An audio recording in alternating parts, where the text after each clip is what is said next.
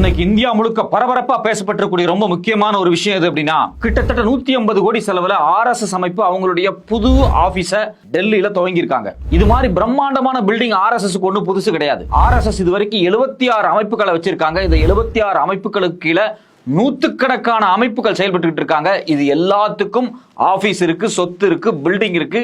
இதனுடைய ஒட்டுமொத்த மதிப்பை நீங்க எடுத்து பார்த்தீங்கன்னா பல்லாயிரம் கோடி வரும். இந்தியாவில் பதிவு செய்யப்படாத ஒரு அமைப்பு, இந்தியாவில் தொடர்ச்சியா 3 தடவை தடை செய்யப்பட்ட ஒரு அமைப்பு, இந்தியாவில் நடந்த பல கலவரங்களுக்கு மூளையா செயல்பட்ட ஒரு அமைப்பு, காந்தியினுடைய கொலைக்கு மூளையா செயல்பட்ட ஒரு அமைப்புக்கு இந்தியா முழுக்க இவ்வளவு சொத்துக்களா? இந்திய அரசியலமைப்பு சட்டத்தில் பதிவு செய்யப்படாத ஒரு அமைப்புக்கு டெல்லியில 150 கோடியில 12 ஃப்ளோர்ல 300 ரூம்களை கொண்ட ஒரு ஆபீஸை எப்படி உருவாக்குனாங்க? இந்த RSS அமைப்புக்கு கடந்த 100 வருஷமாக யார் ஃபண்ட் கொடுத்துக்கிட்டு இருக்காங்க? இந்த RSS அமைப்பினுடைய 76 கட்டமைப்புகள் என்ன? இதுக்கு கீழே செயல்பட்டு இருக்கக்கூடிய 736 NGO அமைப்புகள் என்னென்ன? அவங்க என்னென்ன வேலை செஞ்சுட்டு இருக்காங்க? 2014 மோடி அரசாங்கம் ஆட்சிக்கு வந்ததுக்கு பிறகு இடைப்பட்ட ஒரு 3-4 ஆண்டுகள்ல மட்டும் அமெரிக்காவிலிருந்து பல்லாயிரம் கோடி ரூபாய் இந்த RSS துணை அமைப்புகளுக்கு நேரடியாக பல்வேறு அமெரிக்க அமைப்புகளால் அனுப்பப்பட்டிருக்கு. அமெரிக்காவிலிருந்து இத்தனாயிரம் கோடி ரூபாய் பணத்தை இந்தியாவில் இருக்கக்கூடிய இந்த RSS அமைப்புக்கு அனுப்புனது யாரு? இதுக்கு பின்னாடி செயல்பட்டு இருக்கக்கூடிய சர்வதேச நிதி கட்டமைப்பு என்ன அப்படின்னு சர்வதேச பத்திரிகையான அல் ஜசீரா ரொம்ப விரிவா ஒரு கட்டுரை எழுதினாங்க. அது மட்டும் அல்லாம நேஷனல் ஹெரால்ட் அப்படிங்கக்கூடிய பத்திரிகை ஒட்டுமொத்தமாக இந்த பணங்கள் எங்க இருந்து வருதுங்கிற ஆதாரத்தை வெளியிட்டாங்க. அது மட்டும் இல்லாம இந்த RSSக்கும் இந்த RSS துணை அமைப்புகளுக்கும் சர்வதேச லெவல்ல என்னென்ன அமைப்புகள் செயல்படுது, அங்க எவ்வளவு ஆயிரம் கோடிகள் பணம் திரட்டப்பட்டிருக்கு, கடந்த 10 ஆண்டுகளில் எவ்வளவு பணம் வந்திருக்கு அப்படின்னு 93 பக்கம் கொண்ட ஒரு மிக முக்கியமான ஒரு அறிக்கை கசிஞ்சு வெளியே வந்திருக்கு. இந்த அறிக்கையை படிச்சு பார்க்கும்போது நமக்கு ரொம்ப அதிர்ச்சியா இருக்கு. ஆதாரப்பூர்வமா என்னென்ன தேதிகள்ல எவ்வளவு பணம் எந்தெந்த அமைப்புகளுக்கு அனுப்பப்பட்டதுன்னு லிஸ்ட் அவுட் பண்ணிருக்காங்க. இப்படி அமெரிக்காவில இருந்து இந்த RSS அமைப்புக்கு பணம் அனுப்பின அமைப்புகள் யார் யார், அந்த பணம் இந்தியாவில் எதுக்காக செலவு செய்யப்பட்டிருக்கு அப்படிங்கிற கேள்வி ரொம்ப முக்கியமானது. இது எல்லாம் நமக்கு தெரியணும்னா அந்த 63 பக்க அறிக்கையில என்ன இருக்குன்னு நமக்கு தெரியணும். இந்தியன் டெவலப்மெண்ட் ஃபண்ட், இந்த பேரை பார்க்கும்போது ஏதோ ஒரு பொதுநல தொண்டு நிறுவனம் மாதிரி இருக்கு. ஆனா சர்வதேசத்துல RSSக்கு ஒட்டு மொத்தமாக பணத்தை வசூல் பண்ணி இந்தியாக்குள்ளேயும் பல நாடுகளுக்குள்ளேயும் பணத்தை கொண்டு போய் கொடுக்கக்கூடிய இந்த அமைப்பு அமெரிக்காவில் எப்ப துவங்கப்பட்டது? இந்த அமைப்பு தமிழ்நாட்டில் இருக்கக்கூடிய 26 அமைப்புகளுக்கு பணத்தை அனுப்பிச்சிருக்காங்க. இது தமிழ்நாட்டுக்கு மட்டும் வரல, இந்தியாவில் கிட்டத்தட்ட 70-80 அமைப்புகளுக்கு இந்த இந்தியன் டெவலப்மெண்ட் ரிலீஃப் ஃபண்ட் அப்படிங்கக்கூடிய அமைப்பு அமெரிக்காவிலிருந்து நிதிகளை கொட்டி குவிச்சிருக்காங்க. இப்படி வரக்கூடிய நிதியை பயன்படுத்தி தமிழ்நாட்டில், சென்னையில, மெட்ராஸ் IITல எப்படி திராவிட இயக்க அரசியலை ஒண்ணுமே இல்லாம பண்றதுக்காக பல திங்க் டேங்க் உட்கார்ந்து விவாதம் பண்ணிக்கிட்டு இருக்காங்க. இந்த இந்தியன் டெவலப்மெண்ட் ஃபண்ட் கிட்ட இருந்து தமிழ்நாட்டில் யாரெல்லாம் பணம் வாங்கிட்டு இருக்காங்க, அவங்க இங்க பண்ணிட்டு இருக்கக்கூடிய அரசியல் வேலைகள் என்னென்ன? வணக்கம், இது மெட்ராஸ் ரிவ்யூ. நான் உங்கள் சத்யராஜ். இன்னைக்கு காலையில பரபரப்பான ஒரு நியூஸ் என்ன அப்படின்னா, எல்லா சோசியல் மீடியாலையும் வந்துட்டு இருக்கக்கூடிய விஷயம், RSS அமைப்பு டெல்லியில 150 கோடிக்கு ஒரு புது பில்டிங்கை வந்து கன்ஸ்ட்ரக்ட் பண்ணி முடிச்சிருக்காங்க. அது குறித்தான சில போட்டோஸ் எல்லாம் வெளியே வந்திருக்கு. அவங்க என்ன சொல்றாங்கன்னா, 12 ஃப்ளோர் உள்ள ஒரு பெரிய ஆபீஸ், கிட்டத்தட்ட 300 ரூம் இருக்கு. அதுல மிகப்பெரிய லைப்ரரி இருக்கு, கான்ஃபரன்ஸ் ஹால் இருக்காங்க, அதுல அட்வான்ஸ்டு டெக்னாலஜியை பயன்படுத்தக்கூடிய கம்யூனிகேஷன் ரூம் எல்லாம் இருக்கு அப்படிங்கிறாங்க. மிகப்பெரிய பார்க்கிங் வசதி, கேன்டீன் வசதி, மெடிக்கல் வசதின்னு ஒரு பிரம்மாண்டமான ஒரு தனி கண்டோன்மெண்ட்டையே உருவாக்கியிருக்காங்க. RSS இதுக்கு முன்னாடி அவங்களுடைய தலைமை அமைப்பு எங்க இருக்கு அப்படின்னா, மகாராஷ்டிராவில் நாக்பூர்ல தான் இருக்கு. ஆனா நாக்பூர்ல இருக்கக்கூடிய இந்த தலைமையகத்தை விட மிக பிரம்மாண்டமான ஒரு அமைப்பை எதுக்காக அவங்க டெல்லியில கட்டியிருக்காங்க அப்படிங்கிறதா ஒரு முக்கியமான கேள்வி. இந்த 2025ஓட RSS அமைப்பை துவங்கி கிட்டத்தட்ட 100 ஆண்டுகள் ஆகிவிட்டது. இந்த 100 ஆண்டுகளை குறியீடாக மையமா வச்சு டெல்லியில அதிகார வர்க்கத்திற்கு நடுவுல ஒரு பிரம்மாண்டமான பில்டிங்கை உருவாக்கணும் அப்படிங்கிறது அவங்களுடைய கனவு திட்டமா இருந்துச்சு. 1,00,000 ஸ்கொயர் ஃபீட்ல மிக பிரம்மாண்டமான ஒரு பில்டிங் 12 ஃப்ளோர்ல உருவாக்கியிருக்காங்க. நமக்கு அடிப்படையில் வரக்கூடிய கேள்வி என்ன அப்படின்னா, RSS அமைப்பு இந்தியாவில் பதிவு செய்யப்படாத ஒரு அமைப்பு. அது ஒரு NGOவா கிடையாது, ட்ரஸ்டா கிடையாது, அது அரசியல் கட்சியா கிடையாது, கலாச்சார பண்பாட்டு இயக்கம்னு பதிவு பண்ணியிருக்காங்களா கிடையாது. எந்த பதிவுமே இல்லாத ஒரு அமைப்புக்கு இத்தனாயிரம் கோடி பணம் கூஞ்சுக்கிட்டே இருக்குல்ல, இது எதன் அடிப்படையில் கூஞ்சுக்கிட்டு இருக்கு? இது 2 விதமான கேள்வி நமக்கு வருது. ஒன்று, இந்தியாவில் இவங்க வசூல் பண்ணக்கூடிய பணம் அப்படிங்கிறது ஒன்று. 2வது முக்கியமான விஷயம், வெளிநாடுகளில் இருந்து, குறிப்பா அமெரிக்கா, ஐரோப்பா, UK இது மாதிரியான நாடுகள் இருந்து ஆயிரக்கணக்கான கோடிகள் பல அமைப்புகள் பேர்ல குவிஞ்சிருக்கு அப்படின்னு ஆதாரப்பூர்வமான ஒரு அறிக்கையை 2 ஆண்டுகளுக்கு முன்னாடி ஒரு சில அமைப்புகள் வெளியே கொண்டு வந்தாங்க. அந்த அறிக்கையில என்னென்ன இருக்கு அப்படின்னு அல் ஜசீரா பத்திரிகை, அது மட்டும் இல்லாம நேஷனல் ஹெரால்டு, இது மாதிரி பல பத்திரிகைகள் டீகோட் பண்ணி எக்ஸாக்டான பல தகவலை வெளியிட்டாங்க. ஒயர் ஸ்க்ரோல் மாதிரியான பத்திரிகைகள் கூட அந்த அறிக்கையை டீகோட் பண்ணாங்க. அந்த அறிக்கையை டீகோட் பண்ணா பல விஷயங்கள் நமக்கு வெளியே வருது. இதுல நாம் ரொம்ப முக்கியமா தெரிஞ்சுக்க வேண்டிய இன்னொரு விஷயம் என்ன அப்படின்னா, இந்த RSS அமைப்பு கீழே நூற்றுக்கணக்கான அமைப்புகள் இருக்கு. எக்ஸாக்டா சொல்ல போனா ஏறத்தாழ 76க்கும் அதிகமான நேரடி அமைப்புகள் இருக்காங்க. இதுல அரசியல்ல செயல்படக்கூடியவங்க இருக்காங்க, பெண்களுக்கான தனி அமைப்பு இருக்கு, அது மட்டும் இல்லாம ப்ரொஃபஷனல்ஸுக்கான தனி அமைப்பு இருக்கு, கல்விக்கான அமைப்புகள் இருக்கு, பத்திரிகை நடத்துறதுக்கு மட்டுமே தனி அமைப்பு வச்சிருக்காங்க. இது மட்டும் இல்லாம சென்ட்ரல் கவர்மெண்ட் எம்ப்ளாயிஸ், முன்னாள் ராணுவ வீரர்கள், பொருளாதார ரீதியான விஷயங்கள், சமூக ரீதியான விஷயங்கள், வெளிநாடுகள் வாழக்கூடிய விஷயங்கள், இது மாதிரி பல துறைகள்ல 76 கிளைகள் அவங்க உருவாக்கி வச்சிருக்காங்க. இந்த ஒவ்வொரு கிளைகளுக்கும் கீழே பார்த்தீங்கன்னா நூற்றுக்கணக்கான நிறுவனங்கள் வேலை பார்க்குது. ஃபார் எக்ஸாம்பிள், இந்த RSS கிட்ட central Hindu military education society அப்படின்னு சொல்லி ஒரு பள்ளிக்கூடம் இருக்கு. ராணுவ பள்ளிக்கூடம், கிட்டத்தட்ட 100 ஆண்டுகளுக்கு முன்னாடி உருவாக்கப்பட்ட ஒரு ராணுவ பள்ளிக்கூடம். இந்த பள்ளிக்கூடத்துக்கு கீழே மட்டும் 11 நிறுவனங்கள், இதே மாதிரி ராணுவம் சம்பந்தமான கல்வி நிறுவனங்கள் அஃபிலிட் ஆயிருக்கு. அப்போ இது மாதிரி ஒவ்வொரு நிறுவனத்தையும் நீங்க எடுத்து பார்த்தீங்க அப்படின்னா மிகப்பெரிய அதிர்ச்சியா இருக்கும். இதுல பாஜக அப்படிங்கிறது ஒரு பொலிட்டிக்கல் நிறுவனம். பாலிடிக்ஸ்ல டைரக்டா தேர்தலில் செயல்படக்கூடிய இந்த பாஜக நிறுவனம் வந்து இந்த RSS சங் பரிவார் குழுன்னு சொல்லுவாங்க. அந்த சங் பரிவார் குழு இருக்கக்கூடிய ஒரு அரசியல் அமைப்பு. இது கீழே பார்த்தீங்க அப்படின்னா மதம் சம்பந்தமான வேலைகளை செய்யறதுக்காகவே VHP, விஸ்வ ஹிந்து பரிஷத், பஜ்ரங் தள், ஹிந்து ராஷ்டிரிய சேனா அப்படிங்கிற மாதிரியான 9 அமைப்புகளை வச்சிருக்காங்க. இந்தியாவில் ஒவ்வொரு இடத்துல இந்த அமைப்புகள் வேலை பார்த்துட்டு இருக்காங்க. இவங்களுக்கு ஒவ்வொருத்தருக்கும் ஒரு அஜெண்டா இருக்கு. இந்த ஒவ்வொரு அமைப்பு கீழையும் கிட்டத்தட்ட 10 அமைப்பு 15 அமைப்பு வச்சிருக்காங்க. இந்த விஸ்வ ஹிந்து பரிஷத்தா, இது கீழே 5 அமைப்பு இருக்கு. இந்த பஜ்ரங் தள், அதுக்கு கீழே எக்கச்சக்கமான அமைப்புகள் இருக்கு. அப்போ இது ஒவ்வொன்றும் ஒவ்வொரு தனி பாரியாக செயல்படுது. ஆனா இது எல்லாமே யாருக்கு ரிப்போர்ட்டிங்னா RSSக்கு ரிப்போர்ட் பண்றாங்க.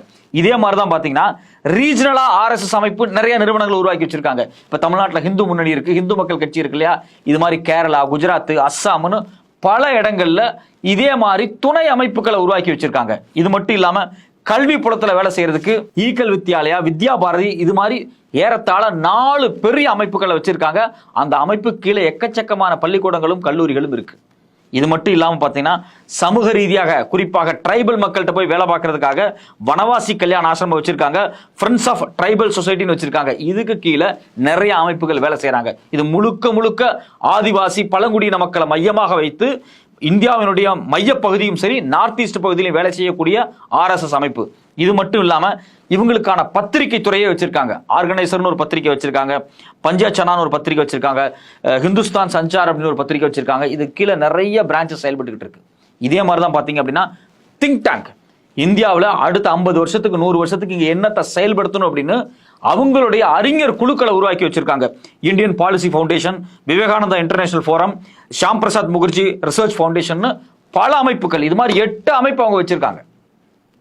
இந்த அமைப்புகளுடைய வேலையே என்ன அப்படின்னா, இந்தியாவில் இருக்கக்கூடிய எதை படிக்கணும், இந்தியாவில் இருக்கக்கூடிய எதை சாப்பிடணும், இந்தியாவில் இருக்கக்கூடிய என்னென்ன பண்ணணும், இந்தியாவுடைய வெளியுறவு கொள்கை என்னவா இருக்கணும், இந்தியாவில் இருக்கக்கூடிய மொழிக் கொள்கை என்னவா இருக்கணும், இந்தியாவுடைய கலாச்சார பண்பாட்டு கொள்கை என்னவா இருக்கணும், பாடத்திட்டங்களை மாத்துறது, கல்விக் கொள்கைகளை மாத்துறது, மாதிரி பல விஷயங்களை ரிப்போர்ட்டா கொடுக்கறதே இந்த 8 திங்க் டேங்க் அமைப்புகள் தான். இது மட்டும் இல்லாம பாத்தீங்கன்னா ராணுவ பள்ளி அவங்க வச்சிருக்காங்க.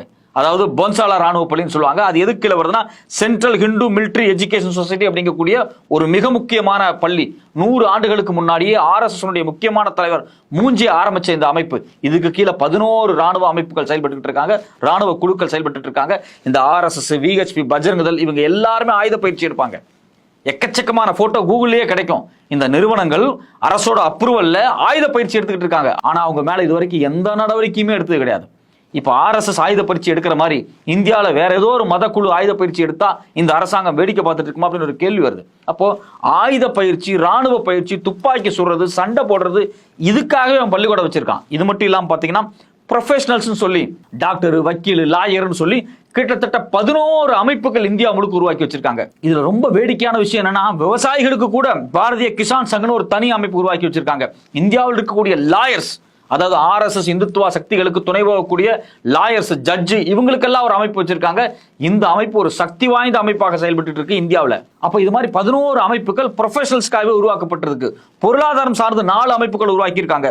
சோசியல் சர்வீஸ்ங்கிற பேர்ல சேவா பாரதி, லோக் பாரதிங்கிற பேர்ல 10 அமைப்பு சமூக சேவை செய்யறன்னு RSS கருத்துக்களை பரப்பிட்டு இருக்கக்கூடிய அமைப்பு செயல்பட்டு இருக்கு. இது வெறும் 10 அமைப்பு கிடையாது.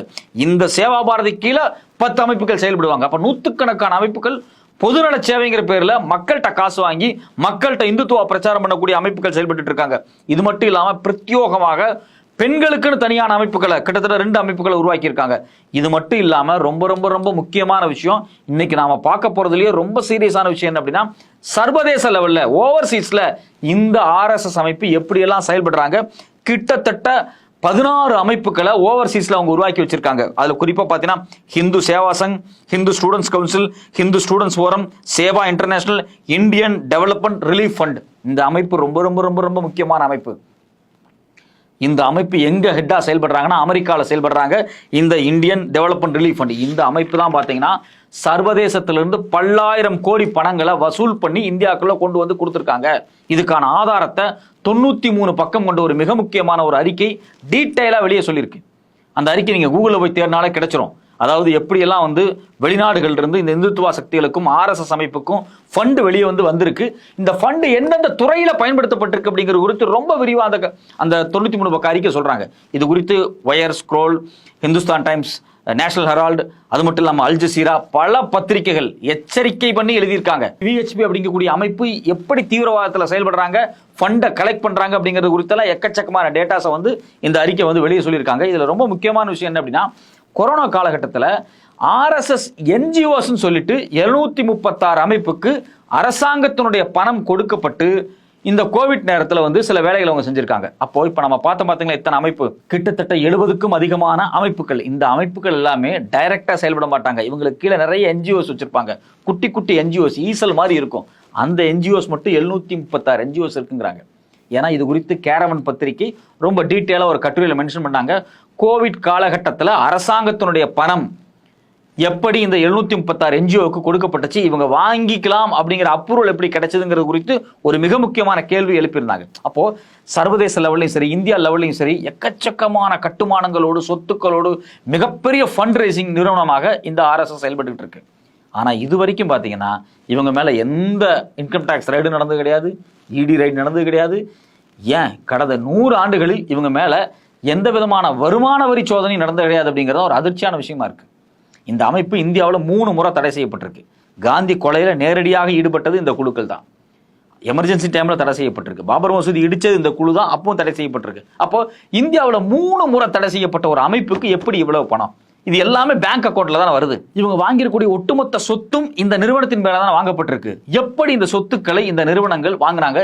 இந்தியாவில் தடை செய்யப்பட்ட அமைப்பா இருக்கக்கூடிய ஒருத்தங்க. ஸோ அப்போ இது எல்லா கேள்வியும் வருது இல்லையா? இது நமக்கு ரொம்ப முக்கியமான ஒரு கேள்வி என்னன்னா, சர்வதேசத்தில் இந்த இயக்கம் எப்படி செயல்படுது? இப்போ நீங்க அமெரிக்காவை பொறுத்த வரைக்கும் பாத்தீங்கன்னா இந்தியன் டெவலப்மெண்ட் ரிலீஃப் ஃபண்ட் அப்படின்னு ஒரு பெரிய அமைப்பு அவங்க வச்சிருக்காங்க. பேர் பாத்தீங்கன்னா ரொம்ப ஜெனியனா இருக்கும், இந்தியன் டெவலப்மெண்ட் ரிலீஃப் ஃபண்ட்னு இருக்கும். ஆனா இதுக்கு கீழே துணை அமைப்புகள் பாருங்க, சேவா இன்டர்நேஷனல், சேவா பாரதி, வித்யா பாரதி, வனவாசி கல்யாண ஆசிரமா, ஈக்கல் வித்யாலயா, விக்ஷா பாரதி, ஹிந்து சேரிட்டபிள் ட்ரஸ்ட், இந்த நிறுவனங்கள் எல்லாமே இதுக்கு கீழே அமெரிக்காவிலிருந்து பண வசூல் பண்ணி இதை ஃப்ளோட் பண்ணக்கூடியது. இந்தியாவிலையும் அமெரிக்காவில் இருக்கக்கூடிய பல இடங்களுக்கு ஃப்ளோட் பண்ணக்கூடிய பயன்படுத்தக்கூடிய அமைப்பு. அங்க பாத்தீங்கன்னா RSS நேரடியான பேர் இல்லை, இங்க ராஷ்டிரிய சேவா சங்னு இருக்காங்க, அமெரிக்காவில் ஹிந்து சேவா சங்னு இருக்காங்க. இது மட்டும் இல்லாம ஃப்ரெண்ட்ஸ் ஆஃப் இந்தியன் சொசைட்டின்னு ஒரு அமைப்பு வச்சிருக்காங்க. இது மட்டும் இல்லாம ஒட்டுமொத்தமாக இது எல்லாத்தையும் கட்டுப்படுத்துற இடத்துல ஓவர்சீஸ் BJPன்னு ஒரு அமைப்பு இருக்கு. அப்போ இவங்க ஒட்டுமொத்தமா என்ன பண்றாங்கன்னா, வெளிநாடுகள் இருந்து எக்கச்சக்கமான கோடிகள் பணத்தை வசூல் பண்ணி இந்தியாவில் பல மாநிலத்தில், குஜராத், ஹரியானா, தமிழ்நாட்டுக்கு முதற்கொண்டு இவங்க கொண்டு கொடுத்துருக்காங்க. தமிழ்நாட்டில் பார்த்தீங்க அப்படின்னா கன்னியாகுமரியில் இருக்கக்கூடிய விவேகானந்தா கேந்திர இன்டர்நேஷனல் ஃபோரம் ஃபவுண்டேஷன் இந்த நிறுவனத்துக்கிட்ட இருந்து பணம் வாங்கியிருக்கிற ஆதாரத்தை இந்த 96 பக்க அறிக்கை அம்பலப்படுத்தியிருக்கு. இதுல நம்ம ரொம்ப ரொம்ப ரொம்ப ரொம்ப கவனிக்க வேண்டிய விஷயம் அப்படின்னா, இப்போ வனவாசி கல்யாண ஆசிரமா அப்படின்னு ஒரு நிறுவனம் இருக்கு, இந்த RSSோடது, பழங்குடியின மக்கள்கிட்ட வேலை செய்யறவங்க. 2002 கலவரம் நடந்தப்ப ஆசிமானந்தா அப்படிங்கக்கூடியவர் இந்த நிறுவனங்களுடைய மூளையாக செயல்பட்டாரு. அந்த கலவரத்துல இந்த பழங்குடியின அமைப்பு தான் மிகப்பெரிய கலவரத்தில் ஈடுபட்டு இருக்காங்க அப்படிங்கிறது பிற்பாடு ஆதாரமா வெளியே வந்துச்சு. இதுக்கு பின்னாடி ஆசிமானந்தாங்கிற சாமியார் எப்படியெல்லாம் செயல்பட்டாருன்னு அவரே ஒப்புதல் வாக்குமூலம் கொடுத்தாரு. அப்போ வெளிநாட்டுல இருந்தும் இந்தியாவுக்குள்ள இருந்தும் நாங்க வந்து ட்ரைபல் மக்களுக்கு, பழங்குடியின மக்களுக்கு, வனவாசி மக்களுக்கு உதவி செய்யறங்கிற பேர்ல பணத்தை வசூல் பண்ணி அவங்களுக்குள்ள ஒரு மத வெறியை விதைச்சு கலவரங்களுக்கு அவங்கள வந்து பயன்படுத்துற வேலையை வந்து இந்த நிறுவனங்கள் பார்த்திருக்காங்க. இது ஒரு எக்ஸாம்பிள்.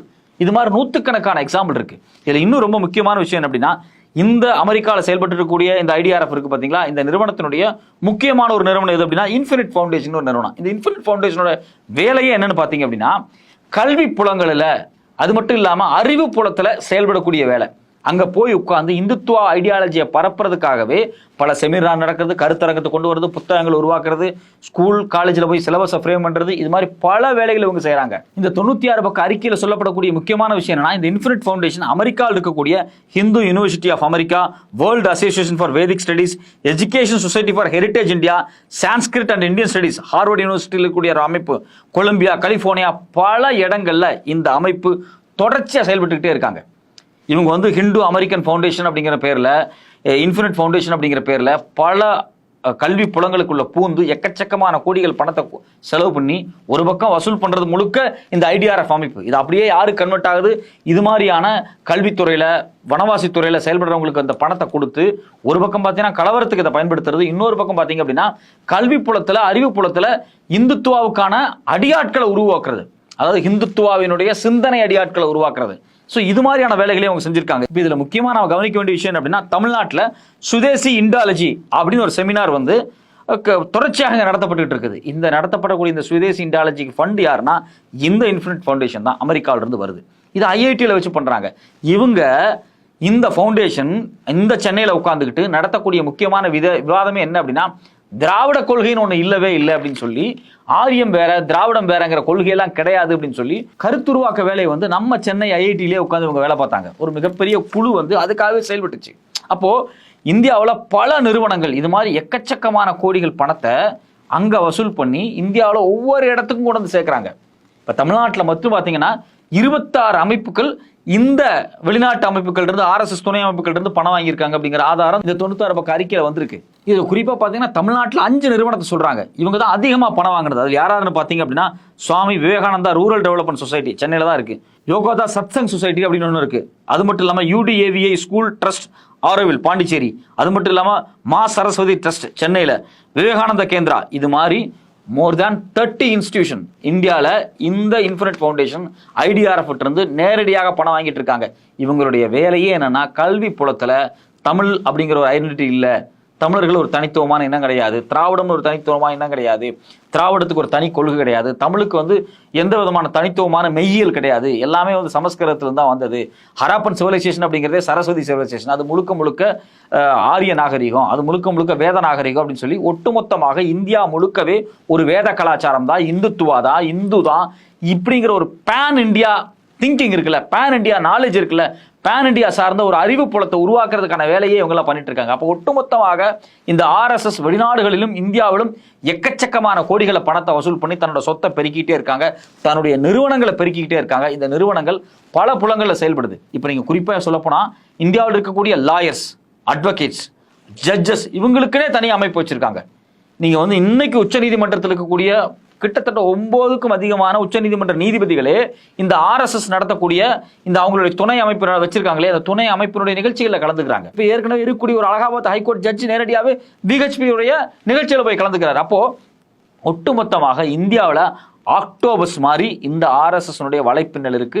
இவங்க எக்கச்சக்கமான கோடி நிதியை வசூல் பண்ணி எல்லா புலங்களிலும் செயல்பட்டுக்கிட்டு இருக்காங்க அப்படிங்கிறதா அதிர்ச்சியான விஷயமா இருக்கு. அப்போ இந்தியாவில் தொடர்ச்சியாக பல கலவரங்கள், சுதந்திரத்துக்கு முன்னாடியும் சரி, சுதந்திரத்துக்கு பிறகும் சரி, இந்தியாவினுடைய சுதந்திர போராட்டத்தில் எந்த பங்களிப்புமே செய்யாத இந்த அமைப்பு, இன்னும் வெளிப்படையாக சொல்ல போனா இந்திய சுதந்திர போராட்டத்துக்கு நேர் எதிராக செயல்பட்ட அமைப்பு, சுபாஷ் சந்திர போஸுக்கு நேர் எதிராக செயல்பட்ட அமைப்பு. சுபாஷ் சந்திர போஸ் இந்த பிரிட்டிஷ் ராணுவத்துக்கு எதிராக போராடி கொண்டிருக்கும் போது அந்த சுபாஷ் சந்திர போஸ் உருவாக்கின INA சொல்லக்கூடிய ஒரு இந்தியாவினுடைய ராணுவத்துக்கு எதிராக பிரிட்டிஷ் ராணுவத்துக்கு ஆள் சாக்கிற வேலையை இந்த RSS அமைப்பு பார்த்திருக்காங்க, சாவர்கர் பார்த்திருக்காருங்கிற ஆதாரம் இந்தியாவினுடைய ஆர்கியூஸ்லேயே இருக்கு.